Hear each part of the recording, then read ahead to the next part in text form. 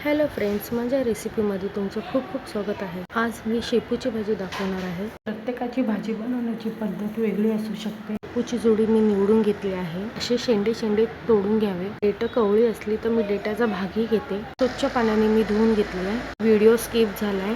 पाणी नितळल्यावर शेपू बारीक चिरून घेतला आहे। ज्या पद्धतीने डाळ घालून शेपूची भाजी करते ते मी शेअर करणार आहे। 2 मोठे चमचे तेल गरम केलं आहे। तेल गरम झाल्यावर ठेचलेला लसूण टाकला, हिरवी मिरची टाकली, मंद आचेवर गुलाबी होतपर्यंत तळून घ्यावा। खूप लाल करायचा नाही। मी कांदा टाकला आहे। मस्त फोडणी आपण मिक्स करून घेऊ। कांदा जरा लालसर होतपर्यंत आपण परतून घेऊया। कांदा थोडा लालसर करूया।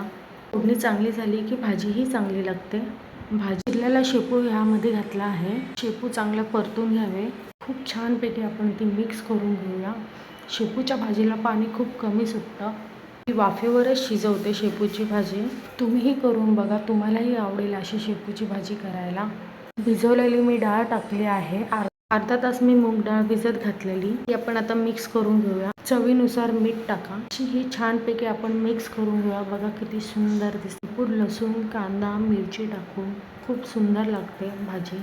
मी झाकण ठेवते। बघा ही सुक्की भाजी बनवलेली आहे। बघा पाणीही नाही आहे। पाणी जास्त असले की भाजी पानसट लागते। अशी ही शेपूची भाजी कमेंटमध्ये मला नक्की सांगा कशी वाटली। सबस्क्राईब करा, लाईक करा। बाय।